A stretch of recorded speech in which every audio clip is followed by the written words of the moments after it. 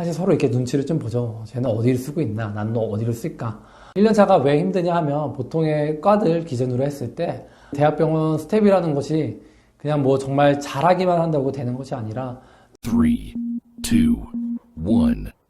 1월 달쯤에 시험을 보게 되고 합격을 하게 되면 이제 그때부터는 인턴을 어디로 들어갈지 이런 걸 결정을 해야 됩니다. 물론 뭐 인턴을 안 하시고 그냥 일반 의료로 바로 나와서 필드에 나와서 이렇게 환자들을 보시는 분들도 당연히 계시고, 또 남자분들 같은 경우에는 바로 공보의로 가겠다고 해서 공중보건 의사로 가겠다고 해서 대체 복무를 신청하기도 합니다. 저 같은 경우도 졸업하고 나서 바로 공중보건 의사가 되었고, 그리고 나서 공중보건 의사가 끝난 후 인턴 레지던트 생활을 하게 되었죠.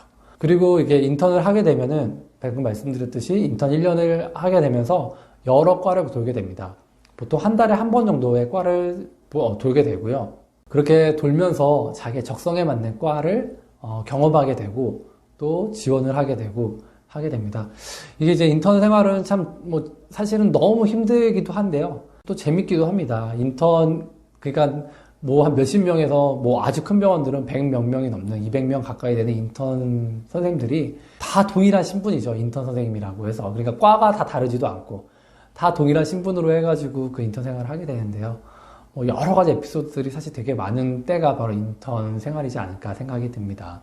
사실 어떻게 보면은 인턴, 레지던트, 펠로우 선생님들, 교수님 이렇게 해가지고 그 병원 안에서 의사라고 하는 신분 중에서는 어떻게 보면 가장 짬이 안 되는, 가장 경력이 낮은 이러한 신분인데요. 그렇기 때문에 그들만의 또 애환과 이런 것들이 있죠. 그래서 서로가 위로를 좀 해주고 그런 시간들을 갖게 되기도 하고요. 그렇게 해서 이제 처음부터 나는 무슨 과를 가겠다 이렇게 지원하는 사람들도 있지만 사실 서로 이렇게 눈치를 좀 보죠. 쟤는 어디를 쓰고 있나? 난 너 어디를 쓸까? 처음에 나도 어디를 쓰겠다라고 했다가도 중간에 막상 그 과로 돌았더니 자기 적성에 안 맞는다 생각해서 그 과에 대해서 빼고 또 다른 과를 지원하겠다라고 하는 경우도 생기고요. 보통 이제 10월 달쯤에는 어느 과를 지원하겠다라고 하는 어플라이가 마치게 됩니다. 그리고 나서 이제 레지던트 선생님들로 올라갈 수 있게 전공의 시험을 보게 되는데요. 이 시험은 사실 합격, 불합격 이런 시험은 아닙니다. 하지만 이 시험 성적에 따라서 내가 지원한 과가 만약에 경쟁일 경우에는 이 시험 성적이 그 시험 결과에 반영이 좀 되기도 하고요.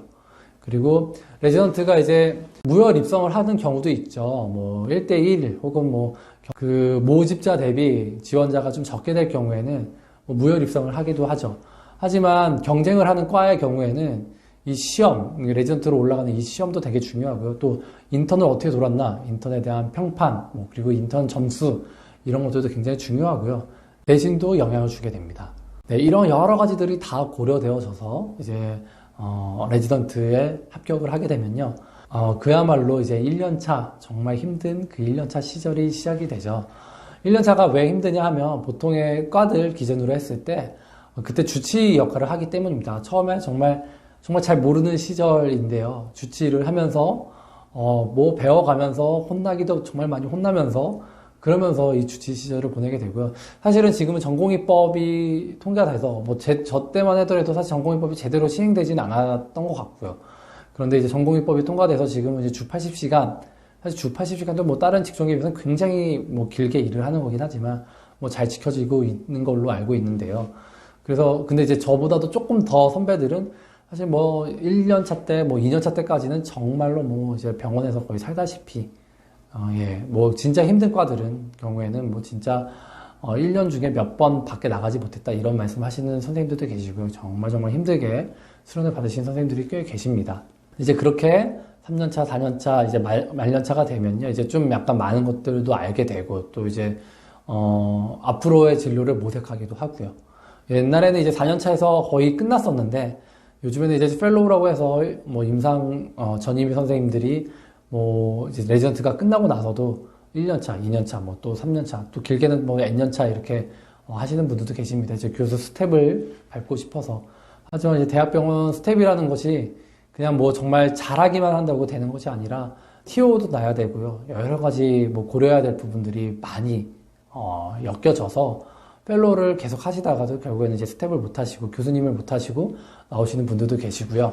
또 아예 처음부터 이제 펠로우만 좀 생각하시고 교수님을 이제 지원할 생각을 해서 한 건 아니고 조금 더 자기의 그 과에서 특정 분야를 조금 더 열심히 연구하고 싶어서 펠로우를 하셨던 분들도 계시고요. 여튼 그러한 모든 과정들이 끝나면은 이제 두 가지로 나눠지게 되겠죠.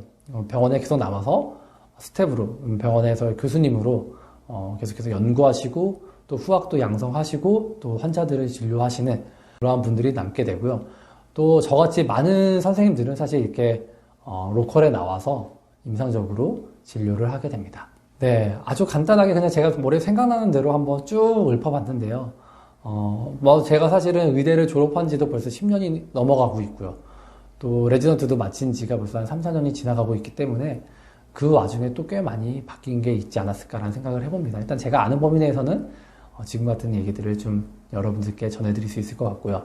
그 외에도 이제 앞으로도 가끔씩 이제 의사 생활 아니면은 또 의대 생활 혹은 전공의 인턴 그 시절에 어떻게 보냈는지와 관련된 내용도 생각나는 대로 또 업로드를 한번 해보도록 하겠습니다.